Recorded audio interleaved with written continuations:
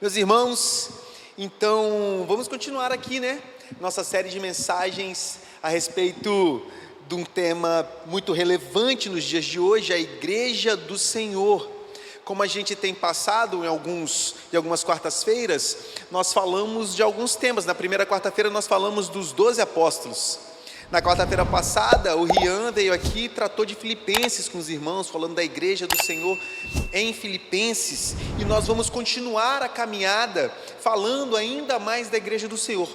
Pensa que não, esse é um assunto muito amplo, um assunto que pode ser tratado de muitas formas diferentes, mas é um assunto que aponta sempre para o mesmo lado. É um assunto que sempre fala da reunião de pessoas que estão de alguma forma juntas, de alguma forma reunidas para adorar o nosso Deus. Então, a gente precisa entender, e a gente vai bater no martelo nisso, bater o martelo, não no martelo, bater no martelo machuca, bater o martelo, e a gente vai dizer que a igreja não é o conjunto de paredes onde as pessoas se reúnem, mas o conjunto de paredes pode ser chamada de igreja a partir do momento que há quem se reúne ali para adorar o nome do Senhor. E isso precisa ficar muito nítido nas nossas mentes, isso precisa ficar muito claro nessas quartas-feiras. A gente não pode, se a gente esquecer todas as mensagens, a gente precisa lembrar que uma estrutura vazia não pode ser chamada de igreja, pelo menos não da maneira em que Jesus instituiu. Claro, meus irmãos, eu vou repetir isso várias vezes, não é errado a gente dizer que nós vamos à igreja, não estou querendo dizer que nós temos que mudar a forma de falar, eu só preciso que nós tenhamos entendimento, que nós tenhamos a noção que esse lugar aqui, ele só faz sentido como igreja se houver pessoas sentadas nas cadeiras adorando o nome do Senhor. A diferença desse ambiente para uma clínica é que aqui vocês não estão com uma senha esperando ser chamado, mas o ato de sentar e esperar, teoricamente, pode parecer o mesmo. Então, quando nós nos reunimos para adorar o Senhor, seja em que lugar for, isso se chama igreja. Aqui nós estamos numa igreja batista. Isso significa que nós temos algumas doutrinas. Por isso que nós batistas, nós temos a nossa declaração doutrinária. E na nossa declaração doutrinária existem pontos que nós concordamos e por isso entendemos que é bom se reunir dessa forma, como batistas. Isso não significa, portanto, que as outras denominações, que são denominações que têm a palavra de Deus como única regra de fé e prática, não significa que elas estão erradas, significa que nós discordamos em alguns pontos. Então, meus irmãos, quando nós estamos falando a respeito da igreja, nós estamos falando muito mais das pessoas que frequentam instituições, do que instituições que recebem pessoas. E igreja é um lugar de pessoas distintas, pessoas diferentes que se sentam juntos. Nós já conversamos sobre isso na quarta retrasada e também conversamos sobre isso na quarta passada. Igreja é um lugar formado de gente diferente, é um grupo unido, mas não é um grupo uníssono, é um grupo de união, é uma igreja que é, de fato, um grupo distinto. E igreja somos nós reunidos. Então eu vou te pedir para você ler um texto comigo. Carta do apóstolo Paulo à igreja de Éfeso, no capítulo 4. Nós vamos ler do verso 1 até o verso 6.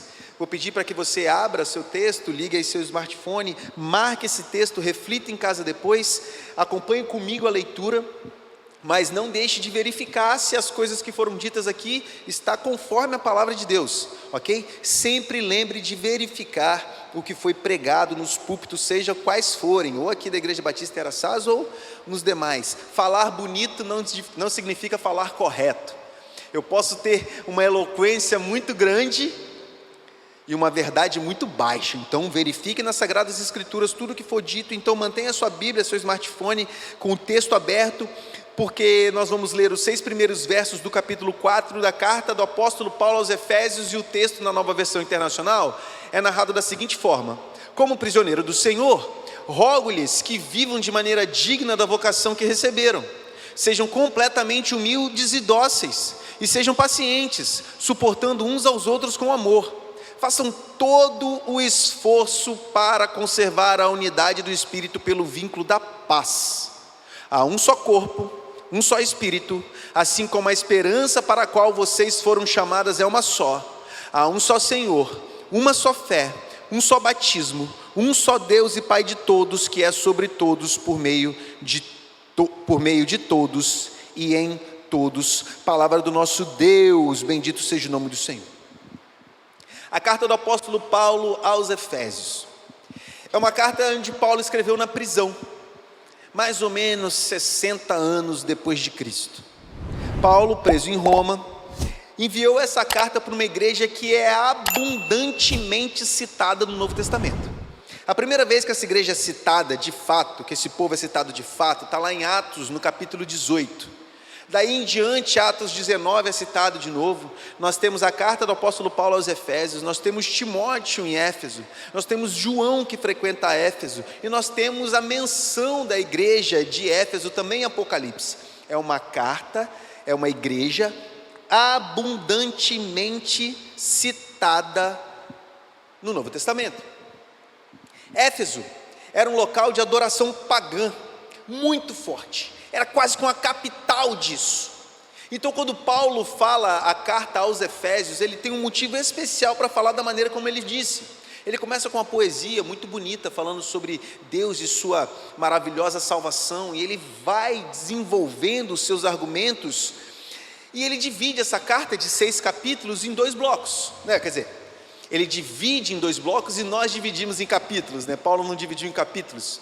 O capítulo 1, 2 e 3, Paulo fala sobre salvação, basicamente. Paulo está falando sobre a graça do nosso Senhor em salvar em si, nos salvar. E a partir do capítulo 4, Paulo começa um próximo bloco de argumentos, dizendo que a salvação, o evangelho e a minha caminhada cristã, elas são um misto, elas andam juntas, elas caminham como se isso não houvesse distinção, evangelho e caminhada cristã.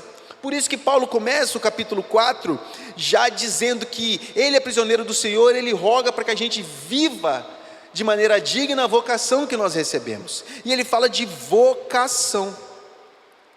Paulo está dizendo para a igreja que nós precisamos, agora revestidos do Espírito Santo, viver como aqueles que estão ao lado de Deus.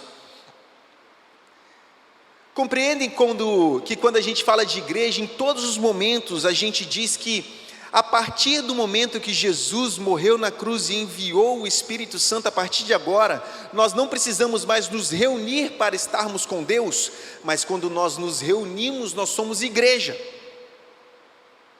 Mas a presença de Deus é constante.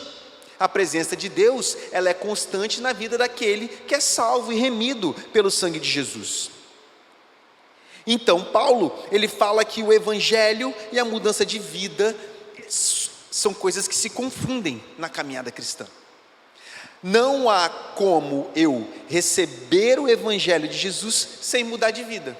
Eu gosto de um exemplo dado pelo pastor Augustus Nicodemos. Ele deu um exemplo que foi o seguinte, eu não sei se esse exemplo é dele ou se ele pegou de alguém, mas como eu ouvi dele, eu vou dar esse exemplo. Ele disse o seguinte: não tem como eu chegar para vocês aqui e dizer que eu fui atropelado por um caminhão. E aí, gente, tudo bem? Eu fui atropelado por um caminhão. É muito difícil de acreditar. Estou aqui em pé inteiro, não aconteceu nada. A mesma coisa quando o evangelho nos atropela. Também é muito difícil a gente dizer que nada aconteceu conosco. Paulo aqui nessa carta, ele está dizendo que nós somos um, mas nós não somos mais os mesmos. Paulo está dizendo que nós somos um, mas nós não somos os mesmos uns dos outros. Nós não somos nem os mesmos que éramos, e nem não somos também os mesmos, como se eu e você, nós fôssemos a mesma pessoa, porque nós somos diferentes. Por isso, nós somos uma unidade não uniforme. E a gente aprende algumas coisas nesse texto. A gente aprende algumas coisas que a gente pode levar para a nossa vida, quando a gente fala da carta do apóstolo Paulo à igreja de Éfeso. A gente aprende muitas coisas dessa unidade não uniforme. A primeira coisa que Paulo fala logo no início da nossa carta, logo no início dessa carta, é que somos vocacionados por Deus. E nós devemos, e aqui veja só o que Paulo disse. Paulo disse que nós devemos viver de maneira digna da vocação que Deus nos deu. Da vocação, mas também eu posso dizer que nós temos que viver de maneira digna a vocação que Deus nos deu. E aqui fica uma coisa muito importante, interessante para nós, é porque nós somos chamados para sermos servos do Senhor no mundo que Ele criou e que vive em pecado. Contudo, Paulo aqui aos Efésios, ele faz uma distinção. Por quê? Porque Paulo não está falando de ir para fora. Paulo está falando de viver como corpo. E isso é muito intrigante, porque nesse texto Paulo não fala de missão. Nesse texto Paulo não fala de evangelização. Aqui Paulo não está falando de uma vida onde eu tenho que ganhar pessoas para Cristo ou pregar para as pessoas. Por mais que isso vai ser encontrado nas cartas de Paulo. Não estou dizendo que Paulo negou essa informação, estou dizendo que aqui Paulo está falando sobre a convivência na igreja, como igreja, sendo igreja, na reunião que se chama igreja. Paulo está falando para mim, Paulo está falando para você, como nós vamos viver em comunidade. Deus não nos chamou para sermos alheios aos nossos outros irmãos. Paulo diz: rogo-lhes que vivam de maneira digna da vocação que receberam. Paulo disse claramente para que a gente viva de forma com que Deus seja glorificado em nossas ações, e nós estamos falando aqui de igreja, nós estamos falando aqui da comunidade do Senhor. Deus chamou para viver no meio da igreja, no meio do povo, com o povo. Deus te chamou para ser igreja com a igreja. Ele te chamou, Ele te abençoou e te cobriu com a sua graça e te vocacionou para a glória dEle, para o serviço do seu irmão. Deus te vocacionou? Eu creio que sim, porque o texto disse. Todos nós somos vocacionados em algum ponto, temos o dom de Deus em algum ponto. Todos nós vivemos a vida cristã com dons e talentos, com a vocação que Deus nos deu, com a salvação que Ele nos deu também, gratuitamente. Nós aprendemos mais coisas nesse texto. Nós nos suportamos com amor. E aqui a palavra suporte não é, eu vou repetir, não é porque você acha alguém chato. Fulano é chato, eu não suporto fulano. Não, vou repetir, suporte aqui é a parede que suporta o teto, é uma coluna que suporta uma viga, é algo que não deixa outra coisa cair. Isso é um suporte. O suporte é um objeto, um equipamento ou qualquer coisa que faça com que uma outra coisa não caia.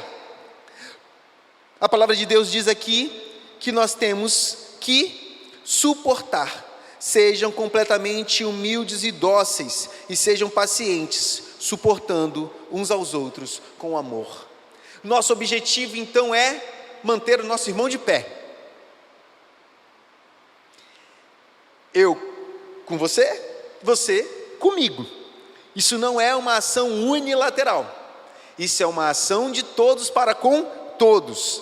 E aqui, Paulo ele traz algumas palavras que precisam ser colocadas com um pouco mais de destaque. Ele fala de Humildade, ele fala de doçura, ele fala de paciência e suporte em amor.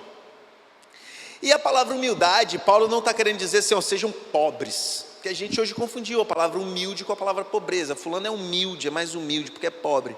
Não, ele não tem recurso. Isso é um problema. Humildade não é um problema. Humildade não é um problema. Ser humilde, meus irmãos, é entender que em determinadas áreas há alguém melhor do que eu. Eu não sou bom em todas as áreas. Tem área, eu ouvi uma vez uma pessoa falando, você não precisa saber onde que você é inteligente. Às vezes é bom você saber onde que você é burro. Porque tem área em que você é incompetente. E não adianta. Tem área que você não tem facilidade de aprender. E eu preciso entender as áreas que eu não tenho habilidade, que eu não tenho capacidade. Há áreas em que eu preciso de ajuda. Eu não sou especialista em tudo. Eu sou formado em comunicação social e em teologia. Eu avancei nos estudos de comunicação social, um pouquinho de marketing.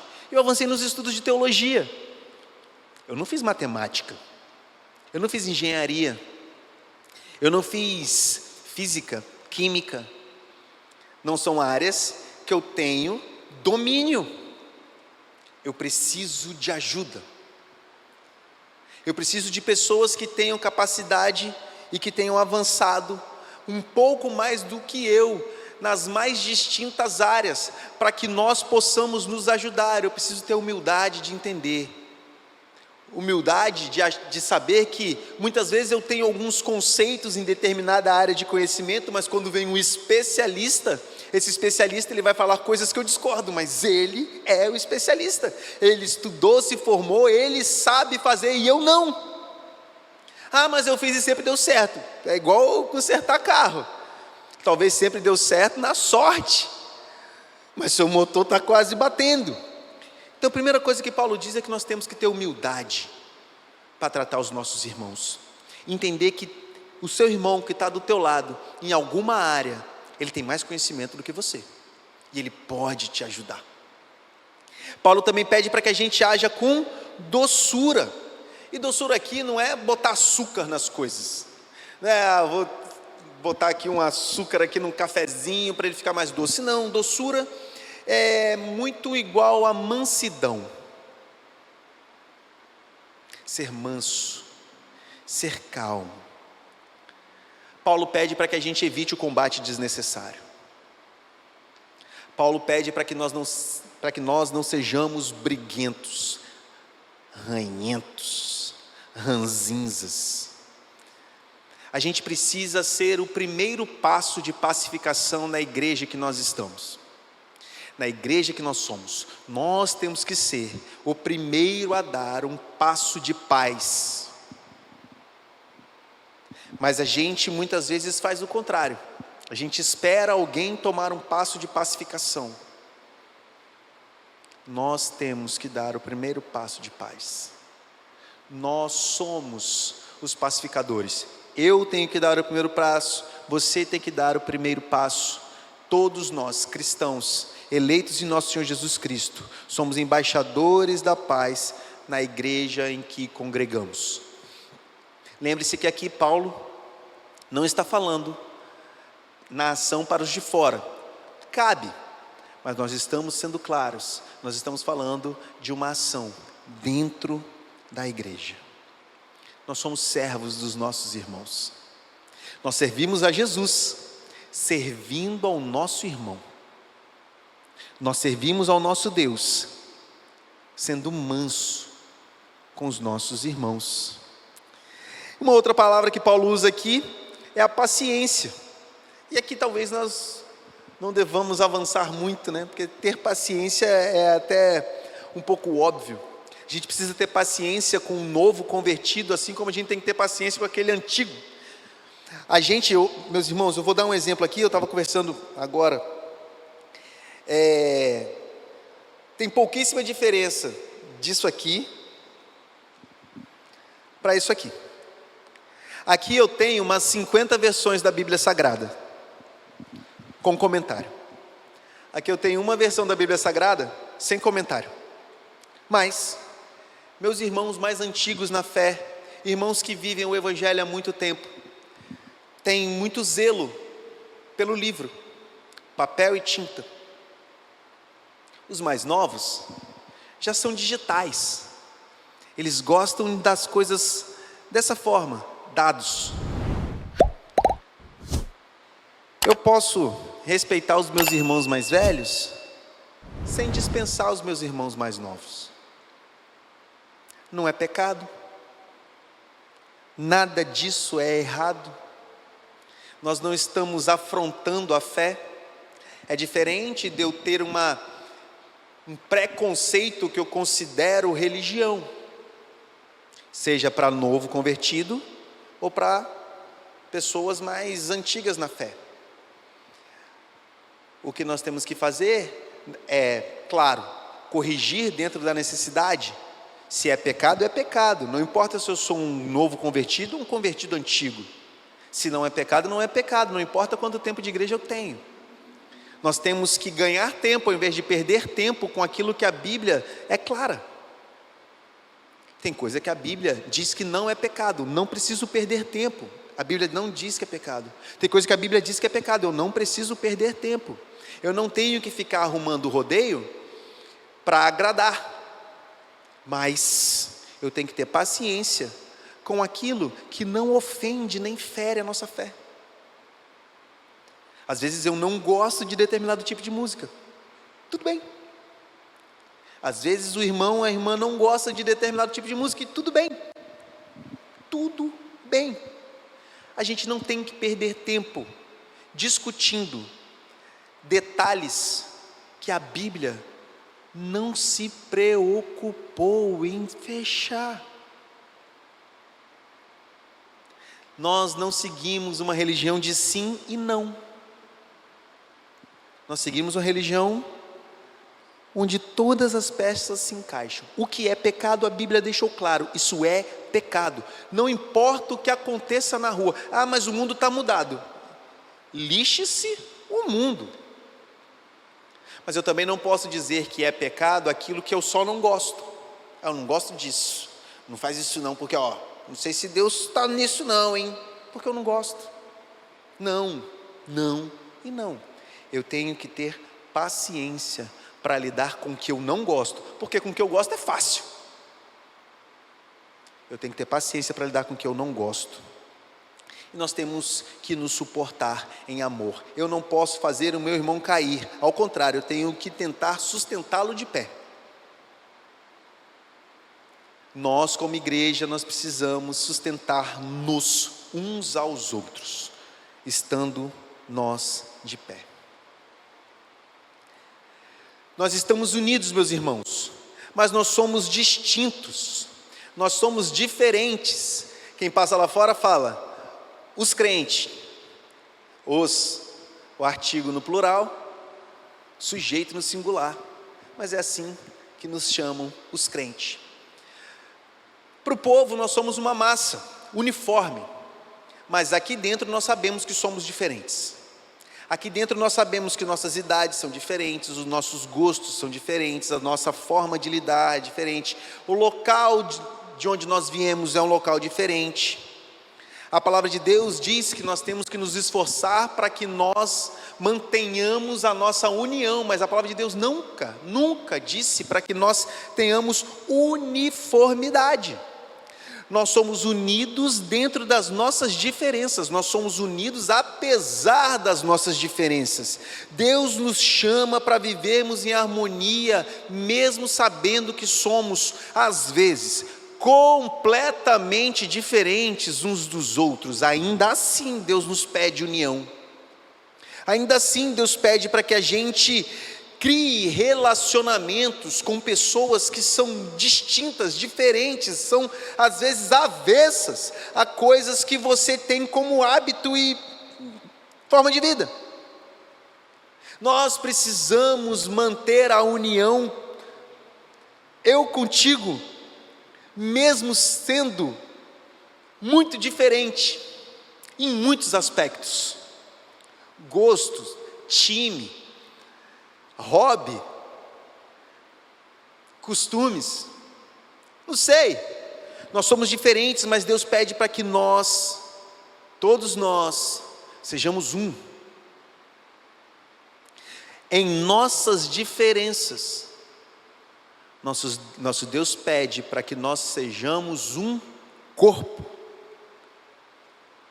Assim como o corpo tem vários membros, e cada membro tem sua utilidade, assim a igreja somos muitos membros, cada um de nós com uma utilidade. O dedinho para dar equilíbrio, a mão para pegar algo, o nariz para sentir um perfume, os olhos para observar a beleza da criação, os ouvidos para escutar os pássaros cantarem ou um filho te chamando. Cada membro tem sua função e seu valor. Por isso, Deus nos chama para a unidade, não chama para a uniformidade. Nós não somos todos iguais, nós somos um só corpo. Deus nos chama para que nós tenhamos unidade. Somos uma unidade, não uma uniformidade. Nós somos um. Você reparou quantas vezes a palavra um aparece nesse texto? Veja só, a partir do verso 4, a palavra de Deus traz alguns um. Repara comigo, por favor, acompanhe, ó. Um só corpo, um só Espírito, a esperança que nós fomos chamados é uma, há um só Senhor, uma só fé, um só batismo, um só Deus e Pai de todos, que é sobre todos, por meio de todos e em todos. Várias vezes o número 1 aparece aqui. Deus disse que em Cristo, mesmo com todas essas diferenças, a igreja se torna um corpo. Eu contigo, vocês comigo, nós somos um. A igreja é o local de unidade, onde eu me curvo perante a cruz e eu continuo servo perante os irmãos. Eu não deixo de ser servo depois que eu me curvei aos pés da cruz. A partir do momento que eu reconheço Jesus Cristo como Senhor e Salvador, eu não posso esquecer da parte que Ele é Senhor. Eu tenho que continuar lembrando que Ele é Salvador, sim, mas Ele é Senhor também. E eu continuo servo do meu Senhor. Eu continuo servindo ao meu Deus. Eu continuo servindo ao meu Deus com meus dons e talentos. Eu sirvo ao meu Deus, servindo a minha igreja. E quem é a minha igreja? Minha igreja é o corpo de Cristo reunido ali onde eu estou. Eu sirvo a Deus, servindo a minha igreja. A igreja é o local de unidade. É uma comunidade onde todos estamos servindo. Igreja é o local onde eu sirvo com meus recursos, com meus talentos.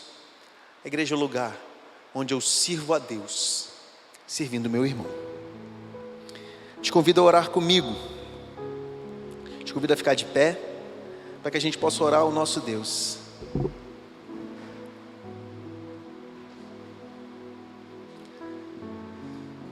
Para que a gente continue servo do nosso Senhor. Para que a gente continue servo de Deus, para que a gente continue servindo o nosso irmão. Deus bendito, maravilhoso, muito obrigado, Pai, por Tua palavra. Muito obrigado, Deus, porque nós podemos servir os nossos irmãos e isso é um privilégio. Obrigado, Pai, pela paz. Obrigado por Teu amor. Obrigado por Tua salvação. Obrigado por ser o nosso Senhor. Que a gente entenda, Pai, que ser igreja é ser servo de nossos irmãos. Que te servir é usar os nossos dons e talentos na comunidade onde nós chamamos de igreja. Que a graça soberana de Jesus, o amor do Pai, as doces e benditas consolações do Espírito de Deus esteja sobre todas as igrejas espalhadas pela face da terra, não só hoje, mas até a Tua vinda, Senhor. Amém.